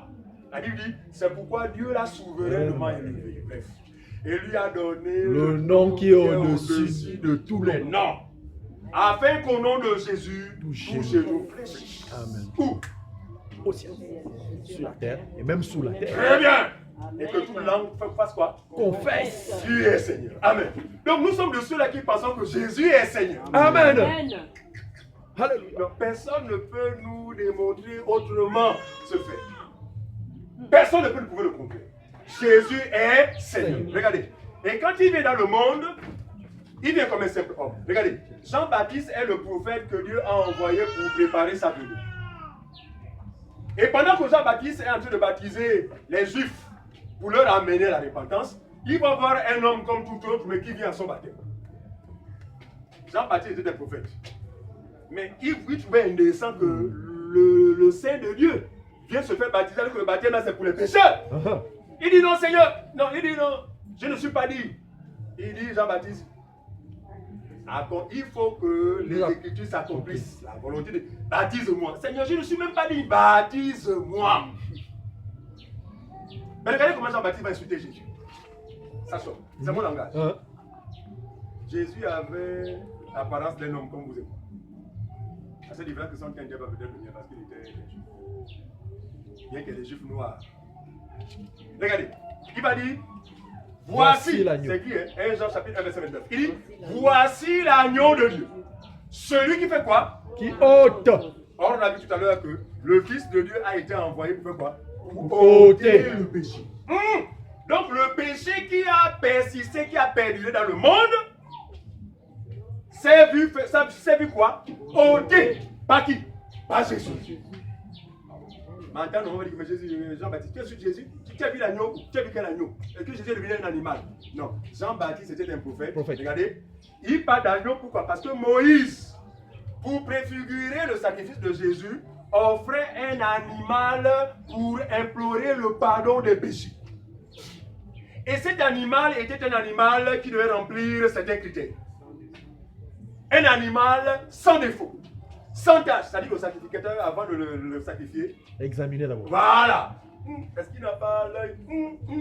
Pourquoi? Parce que cet animal devait être le reflet de Jésus, qui aussi devait être sans défaut, sans tâche. Mais regardez, le sang qui a coulé des animaux, la Bible dit, n'avait pas ce pouvoir de délivrer, enfin, d'enlever le péché dans la vie de l'homme. Qu'est-ce que le sang faisait? Ça couvrait. Le sang couvrait le péché. Le péché, c'est la Bible, le sang qui est là. Regardez, au bout de la fin de l'année, le péché réapparaît, il faut encore le sacrifice. On fait encore, ça couvre. Ici, la fin de l'année, le péché réapparaît. Donc, c'était un sacrifice annuel que Aaron devait offrir. Chaque année, il fallait que ce sacrifice soit offert en vue de faire quoi? D'obtenir le pardon de Dieu. Mais entre-temps, le péché est toujours là dans le monde. Maintenant, quand la réalité de l'agneau va venir, suivez-moi bien, il vient cette fois pour faire quoi maintenant? Pour enlever. C'est cela qu'il est l'agneau de Dieu qui ôte le péché de l'homme. Regardez. En quoi Jésus a-t-il ôté le péché? Puisqu'on a vu tout à l'heure que le péché, c'est la transgression de la loi. Ça veut dire que pour régler le problème du péché, il faut faire quoi? Il faut détruire la loi. Il faut bien comprendre. Pour régler le problème du péché, il faut détruire la loi. Et c'est ce que Jésus va faire. Il va dire que je ne suis pas venu abolir la loi, suivez-moi bien, mais je suis venu l'accomplir. L'accomplir pourquoi? L'accomplir parce que l'homme a été incapable de l'accomplir. Il faut bien comprendre. C'est là le bien fondé de la bonne nouvelle. Donc avant sa venue, l'homme ne pouvait pas s'en sortir par rapport au péché. Et qu'est-ce qu'il va faire? Il va venir dans le monde pour accomplir ce dont nous étions incapables d'accomplir. Sans cela que sur la croix, il va dire « Tout est accompli ». Acte 13, 38. On va bientôt terminer, patientez, ne dormez même pas. Parce que la nouvelle dont vous avez besoin va bientôt être révélée. Acte, Et vous réjouir, même si vous êtes juste pour le moment, vous êtes sorti, c'est la sourire. Acte 13, verset 38. 38. C'est à la page 1110. Acte chapitre, On va lire jusqu'à 43. chapitre 13, verset 38 à 43. Oui. Sachez donc, Sachez donc, hommes frères, oh mon frère, que c'est par lui que le pardon des péchés vous est annoncé. par lui qui, Didier, Non, Kakou Philippe, non, Branham, non. faut que ce soit clair. Hein? Regardez, pas de confusion avec les gens qui adorent les hommes là. Hein? Non, non, non, non. C'est Jésus seul qui doit être cru. Amen. C'est Jésus seul qui doit être cru. Parce que c'est lui que le Père a envoyé pour notre salut. Amen. Si vous placez votre confiance sur un homme, pitié pour vous. C'est pourquoi j'ai posé la question que c'est qui? C'est Branham? Non, c'est pas Branham. C'est lui qui? Non, c'est lui le Seigneur. Tenez, vas-y. Mais c'est par lui. Oui. Sachez donc, hommes frères, que c'est par lui que le pardon des péchés vous est annoncé. Ah, donc il est possible maintenant à cause de Jésus d'être pardonné de ses péchés. Ce qui n'était pas le cas, puisque le péché, malgré les sacrifices, le péché demeurait. Toujours. Donc en Jésus, il est maintenant possible que le péché soit Pardonné. pardonné. Continue mon frère. Et que quiconque croit est justifié par lui de toutes les choses dont vous ne pouviez être justifié par la loi de Moïse. Oh. Et que quiconque croit. C'est ce qu'il écrit. Oui. Est-ce qu'il a dit que, et que quiconque paye sa dîme, Non. et que quiconque jeûne, Non. vous allez comprendre. Je vous assure que les enseignants, en fait, vous embrouillent. Vous avez de la bonne volonté. Vous pouvez connaître Dieu, mais malheureusement, il ne vous explique pas bien les choses. Parce qu'il faut qu'on faut distinguer les deux régimes. Le premier régime, c'est celui des œuvres. L'homme devait accomplir des œuvres pour plaire à Dieu. Mais malgré ses efforts, il n'a pas pu. Ouais. Amen. Maintenant, notre incapacité a poussé Dieu à venir dans le monde pour faire ce dont nous étions incapables de faire. Amen. Après avoir accompli cela, l'invitation qu'il adresse aux hommes à travers le monde, c'est de dire, si vous croyez seulement en moi, la justice que j'ai obtenue, je vais vous l'imputer gratuitement. C'est ça la bonne nouvelle. Amen. Donc quand un pasteur vous fait croire que votre salut dépend de ce que vous êtes capable de faire, c'est un antéchrist. C'est un sorcier. Voilà. Parce que ce n'est pas ce qu'enseigne Jésus. Parce que si l'homme pouvait plaire à Dieu par ses œuvres, Jésus ne va pas juger utile de venir. Il vient parce que l'homme est incapable. Il faut que ce soit clair. Parce que c'est en cela que nous pouvons commencer à contempler la lueur de la bonne nouvelle. Ah Seigneur, merci d'être venu. Amen. Vas-y mon frère. Il dit, Et que quiconque croit est justifié par lui de toutes les choses dont vous est-ce que ne c'est écrit pouviez que être quiconque croit justifié? sera justifié? Non, est justifié. Est justifié. Et moi je crois. Comme je crois, Dieu considère à cause de ma foi que je pratique les La 613 ordonnances sans violer Un seul. l'une d'entre elles. Bien que dans les faits, étant dans ce corps de péché, c'est impossible, mais la foi qui déplace, c'est parce que la foi a une capacité. La Bible dit, si vous avez seulement la foi comme un grain de sénévé, vous serez capable de déplacer une montagne. Montagne. En L'extrême. temps normal, est-ce que c'est possible de déplacer une montagne?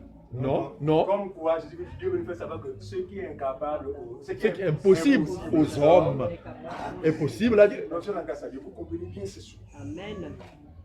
Et vous voyez que vous découvrez la simplicité de l'évangile. L'évangile est simple. Pourquoi les gens compliquent l'évangile comme ça? Tu sais ton argent, ne complique pas l'évangile. Va vendre au marché comme tu vas. Ne viens pas avec l'évangile. Parce que l'argent n'a jamais. L'évangile ne sera jamais, n'est pas un fonds de commerce. L'évangile est un don gratuit. Il a dit à ses disciples, vous avez reçu gratuitement, donnez aussi gratuitement. C'est pourquoi lorsque la sœur, notre sœur Sonia a proposé comme elle ici, on n'a pas dit Sonia que Sonia, nous, pour nous déplacer, il faut d'abord l'onction de prophète. L'offrande de. Nous ne sommes pas de ceux-là. Parce que Dieu jugera sévèrement ces marchands. Ces marchands du temple. Nous ne sommes pas de ceux-là. Nous serons toujours disponibles à servir gratuitement. Amen. Donc, si des opportunités, si vous avez un malheur dans la famille, vous voulez qu'on vienne prêcher, appelez-nous, nous allons courir. Parce que nous avons actuellement un désir qui brûle en nous, c'est celui de Dieu, de voir des âmes être sauvées. Parce que personne ne sera sauvé si ce n'est pas l'évangile de la vérité. Amen. Parce qu'il y a plusieurs évangiles. Il y a l'évangile de la prospérité qui est un faux évangile, l'évangile de l'élévation qui est un faux évangile. D'accord? Paul a dit que. Non, lisons ça rapidement, après le boucler. Paul dit quoi? Galates chapitre 1, 6. Galates 1, 6. Ouais. Rapidement. Avant de conclure. Galates chapitre 1, Oui. verset 6. Oui, suivez, ne dormez pas. On va déjà terminer, s'il vous plaît. C'est la page 879. La Bible nous dit ceci. Oui. Je m'étonne que vous vous détourniez si promptement de celui qui vous a appelé par sa grâce, par la grâce de Christ, pour passer à un autre évangile. Ah, Paul dit, je suis étonné de savoir que vous vous détournez de Jésus pour passer à d'autres évangiles. Ah, ça veut dire qu'à côté de l'évangile de Jésus, il y a d'autres évangiles. On n'est pas sauté dans l'évangile de prospérité. Ça, c'est Satan lui-même. Mais nous voulons rester sur l'évangile du salut. Continue, mon frère. Non pas qu'il y ait un autre Non pas qu'il y évangile, ait un autre évangile. mais il y a des gens qui vous troublent Ouais. et qui veulent renverser l'évangile de Christ. Vous comprenez cela? Il n'y a pas qu'il y a trop deux évangiles, mais il y a des gens qui inventent, qui falsifient l'évangile, qui tentent de renverser le vrai évangile. Mais nous ne sommes pas de ceux-là. Parce que quiconque renverse cet évangile, je vous assure, que la colère de Dieu sera justifiée. Parce qu'on a l'impression que, regardez, autrefois, même lorsque nous n'étions pas dans cette église-là, même si tu es invité par quelqu'un, il y a une certaine attitude. Vrai ou faux? Et c'est un respect pour ceux de Dieu. Mais aujourd'hui, quand on voit les gens marchander avec le nom de Jésus comme ça, là, l'onction 5000. Si tu veux 2 gouttes d'eau, il faut donner 5000. C'est quoi ça? Où est passée la crainte de Dieu? Dieu devient jouer? Non, Dieu c'est celui qui a créé la terre. Dieu est le redoutable. Amen. Personne ne peut supporter sa colère. C'est pourquoi nous le craignons. Amen. Nous le craignons. Nous n'allons jamais marchander avec le nom du Seigneur Jésus. Amen. Si ce n'est de présenter le salut de Dieu à quiconque. Alors, revenons au message. Il dit ceci que maintenant, Jésus a été envoyé pour régler définitivement le problème du péché. Comment a-t-il procédé pour pouvoir le régler? Colossiens chapitre 2, le verset 14. Vous l'avez déjà lu, mais vous n'avez jamais vu le sens de ce passage. Le sens vous sera accordé. Colossiens 2, 14. chapitre 2 au verset 14. Oui. C'est à la page 1196. Très bien. Pour ceux qui ont l'édition Louis II. Il a effacé l'acte dont les ordonnances nous condamnaient. Il qui? Kakou Philippe? Non, Branham? non, Qui est encore là? Les bandits- Kimbangu. les bandits de la plaie, Kimbangu. non, pas Kibangu. Ou parfait Mohamed. ou qui. Ici, il s'agit de Jésus. Jésus. Amen. Regardez, non, prenez ce beau conseil là. Ne mettez jamais un homme à la place du saint. Quand il parle du saint, c'est Jésus. Amen. Non, ne le remplacez pas. Vous n'osez même pas mettre quelqu'un à côté de lui. Parce qu'il est unique en son genre. Amen. Très bien. Il dit, Jésus a fait quoi sur la croix? Il a effacé l'acte dont Il a les ordonnances effacé l'acte dont les ordonnances nous condamnent. condamnaient. Ah, quel est cet acte dont les ordonnances nous condamnent? Si nous avons compris le début de ce repas, vous avez la parole. 613. Non, pas les anciens. Et Nos 613. invités, nos mamans, nos soeurs, La loi. famille. La loi, ouais. La loi. Oui, oui. Amen. Merci. Amen. Donc, l'acte là, c'est tu ne voleras point, tu ne mentiras point. Parce que c'est cet acte-là qui faisait de nous des pécheurs, puisque nous la transgression. Oui. Regarde ce que Jésus a fait. Pour régler le problème du péché, il va se mettre à effacer l'acte dont les ordonnances nous condamnent. Regardez. Si l'acte est effacé, par où peut surgir le péché? Amen. Mais c'est effacé. Amen. Ce que C'est nous disons. effacé. Là, on est en harmonie avec ce qu'on a découvert que Jésus a été envoyé pour faire quoi? Pour ôter le péché. Amen. Voilà la bonne nouvelle. Oh. Donc, il est possible à un croyant d'être sans péché. Amen. Oui, non pas sur la base de ses œuvres, mais sur la base de la foi Foi qu'il a en Jésus. Amen. C'est là la folie de la foi. Et Jésus, l'apôtre Paul va dire, l'évangile est une folie pour ceux qui périssent. Puissance de Dieu pour le salut de Dieu. Quiconque croit. Amen. Donc par la foi seulement, nous verrons en train de déplacer des Les montagnes. montagnes. Amen. C'est ça les montagnes. Amen. Voilà, c'est ça les montagnes. Par la foi seulement, très bien. Très bien. Amen. D'accord, mon père.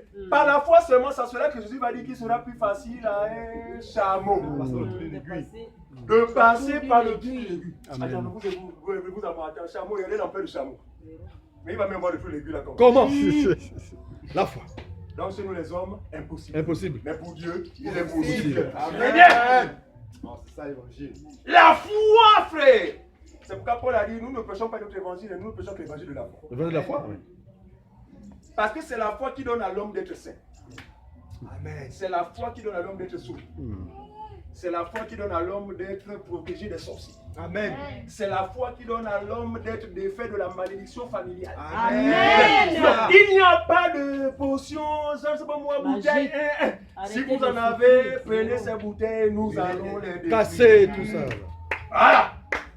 Amen. Parce qu'autrefois, Amulette. autrefois, nos maisons étaient marquées, remplies de tête. Voilà, qu'est-ce que vous voulez dire? Moi j'avais la tête qui sonne, la tête qui sonne.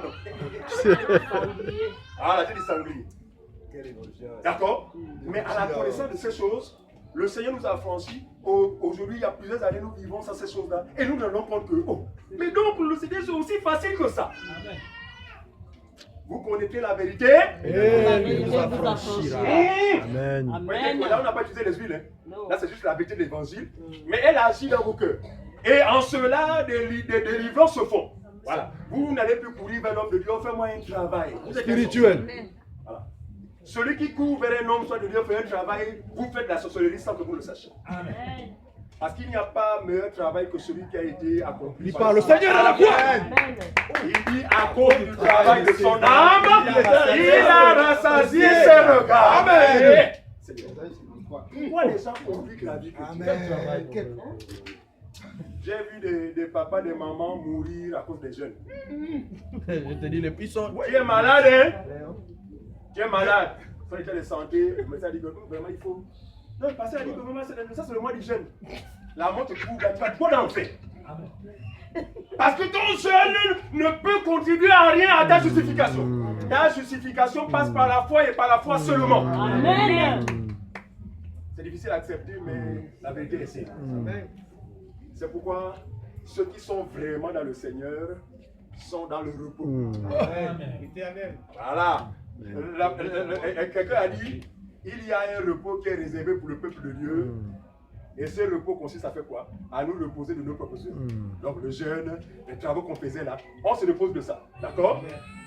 Pour faire quoi? Pour laisser l'œuvre de Jésus apparaître. Parce que quand l'œuvre de Jésus apparaît, Dieu est satisfait. Que voulons-nous dire? À moi de donner une chemin que vous voyez là faire, il n'y a rien de bon. Amen. C'est pourquoi n'osez jamais vous attacher à moi. Je vais vous chasser. Je vais vous renvoyer vers le maître. D'accord? Mais regardez, la grâce que Jésus découvre, la vérité de découvre, c'est que par ma foi en Jésus, moi en Jésus, Jésus en moi, quand Dieu regarde Dieu donner, il ne voit pas Dieu donner. Amen. Amen. Il voit qui? Et moi, Jésus. Galate 2. Qu'est-ce qu'il a dit de Jésus? Celui-ci est mon fils bien-aimé. En qui? J'ai mis Dieu pour la personne. Oh Seigneur! Quand vous voulez, mon Dieu Seigneur, demeurons en lui.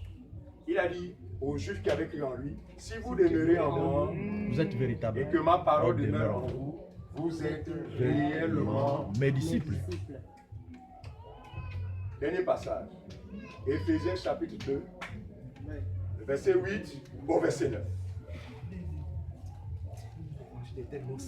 On n'est pas suivi, les gens ne nous suivent pas. Pourquoi? Parce qu'on ne les promet pas le mariage. Nous nous promettons la vie éternelle. Parce que nous estimons que le mariage, la guérison, c'est des choses qui doivent suivre. Il a dit quoi? Recherchez premièrement. Beaucoup de personnes passent à côté. Pourquoi? Parce qu'ils mettent devant les choses de cette vie. Or Dieu n'aime pas ça. Le royaume. Dieu, lui, c'est quand quelqu'un recherche les vraies choses que nous partageons là. Le reste, Dieu qui connaît les besoins de ses enfants pourvoira. Non pas forcément autant voulu par nous-mêmes, mais selon le bon plaisir. Amen. C'est comme ça que nous vivons maintenant. Amen. Il dit que ceux qui recherchent ces choses-là, ce sont les non-croyants. Or, nous sommes des croyants, donc on ne cherche pas ça. Nous savons que Dieu prendra soin de nous. Mais ce que nous recherchons, c'est quoi? C'est connaître les choses du royaume. Parce que la Bible dit, oh la vie éternelle, c'est de te connaître. toi, le seul vrai Dieu. On y va, mon frère. On a dit, Éphésiens chapitre 2, verset 8 à 9. C'est à la page 1185. Très bien.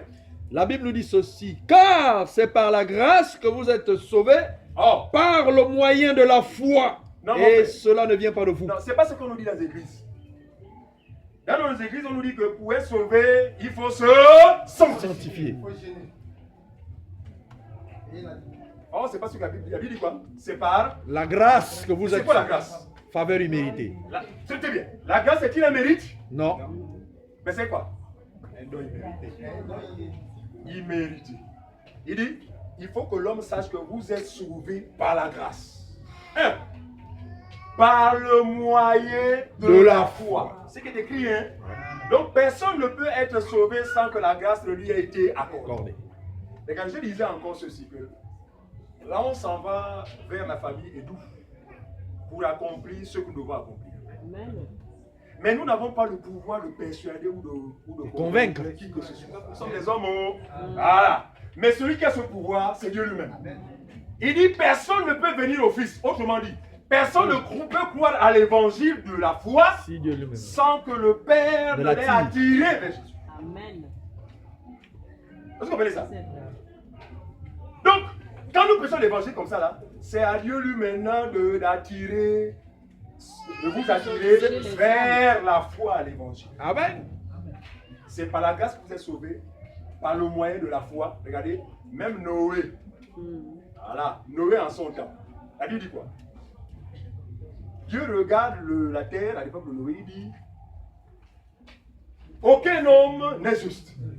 Toutes les pensées des hommes se tournaient chaque jour vers le mal. Uniquement, merci frère, c'est ça. Uniquement vers le mal. Où était Noé à ce moment quand Dieu... Il était parmi ces gens. Très bien, très bien, très bien, très bien. Noé était parmi les gens dont les pensées se tournaient chaque jour vers le mal. Mais suivez, la Bible dit, mais Noé trouva grâce. Donc, le pécheur qui était Noé, Dieu dans sa volonté, dans sa miséricorde, a accordé la grâce à Noé. De faire quoi? De croire en lui. Mais Noé trouva grâce. Et c'est après cette grâce, après cette fois qu'on a dit, Noé était un homme juste. Un homme craignant Dieu. Marchant avec Regardez, tout ça, la crainte, justice, c'est tout par rapport à la foi. Rien d'autre. C'est pourquoi l'Épître aux Hébreux va dire que c'est par la foi. Donc ceux qui moururent, obtinrent un témoignage favorable. Favorable. Ceux qui possédaient la foi, donc avant nous, n'est-ce pas, obtinrent un témoignage favorable. Pourquoi? Parce qu'ils ont gardé la foi jusqu'à leur mort. Amen.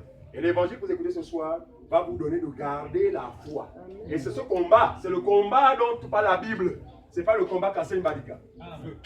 Tuer les sorciers, couper la tête des grands-parents au village. Lancer le feu. Retour à l'ennemi. Paul dit, j'ai combattu le bon combat. Retour à l'envoyé. Le combat de la foi. Ça dit, Paul veut dire, malgré les circonstances, tout ce que vous pouvez endurer, j'ai gardé la foi. C'est ça le bon combat de la foi. Oh. Amen. Puis prendre les lattes, les fusils calibre 12 pour aller tuer les démons. Récemment, dans une vidéo, j'ai vu des gens, le pasteur m'a dit que chacun amène une chicotte de chez soi. Et chacun s'est muni du chicotte. Ceux qui ont amené les bateaux de balais ont amené. L'autre là-bas, les râteaux, tout ça. Regardez, la séance c'est quoi? Maintenant, on va finir avec Satan. Et chacun se trouvait en train de frapper sur les carreaux. J'ai dit, mais mon Dieu, peut-être la maison, la même monde, tout casser les carreaux. Mais Satan, tu t'es dit. Les carreaux, c'est pas Satan. Vous voyez comment l'ignorance, non, c'est compliqué. On ne peut faire face à Satan par des moyens humains si ce n'est par le moyen de la foi en Christ. Voilà. En Christ Jésus, la Bible dit, nous sommes plus que vainqueurs. Amen. Il dit, notre vie est cachée en Christ Jésus dans le ciel. Il dit, si Dieu est pour vous, Qui sera contre vous? les gens ont Amen. tellement de promesses, mais des promesses qu'on associe toujours à l'homme béni. Non, là, vous annulez la foi. La foi, c'est la foi seulement. Il dit, vous êtes sauvés par la foi, par la grâce, par le moyen de la foi. Continue. Car c'est par la grâce que vous êtes sauvés par le moyen de la foi, et cela ne vient pas de vous, C'est qui l'écrit? c'est le don de Dieu. Ah, donc le salut, l'homme ne contribue en rien. En rien. Il dit, cela ne vient pas de vous. Donc arrêtez déjà la démarche selon laquelle pour que je sois sauvé, il faut que je fasse comme ça. Parce que cela ne vient pas de vous. Mais c'est quoi? C'est le don De Dieu. La suite. Afin que... Ce n'est pas par les œuvres, Oh, c'est qui comme ça? afin que personne ne se glorifie. Ce n'est point par les œuvres afin que personne ne se glorifie. Regardez, si l'homme était sauvé sur la base des œuvres, ça fait rire. Regardez, nous allons être de ceux-là qui ont changé de démarche. Vous m'avez vu marcher comment? Vous m'avez vu marcher comment quand ça arrive? Je marchais comme ça, non? Hein? Maintenant, si le salut passait par mes œuvres, je vais marcher comme ça. Tu te glorifies maintenant. Oui, parce que j'ai fait comme ça, je suis sauvé. Mais Dieu dit, ce n'est point par les œuvres afin que personne ne se glorifie. Mais qui doit être glorifié? C'est Jésus. Amen. Amen. Vraiment que Dieu vous fasse du bien. Vraiment. Non, croyez seulement. Croyez seulement. Non, ça choque. Regardez, on a été à l'évangélisation pour en haut. Et lorsque nous avons présenté cette bonne nouvelle à quelqu'un, il dit que, ah, mais Fernand me choquer. Dieu me dit que par la foi seulement, on est sauvé. Non, là, je ne crois pas. Ouais, c'est une folie. Mais Dieu a bien voulu sauver par la folie de l'amour. La balle est dans notre camp. Devenons fous. C'est-à-dire que croyons en cette folie et la vie éternelle nous est accordée gratuitement. Que Dieu bénisse sa parole et que celle-ci produise en nous les fruits escomptés. Au nom de Jésus. Amen. Amen. Gloire à Dieu.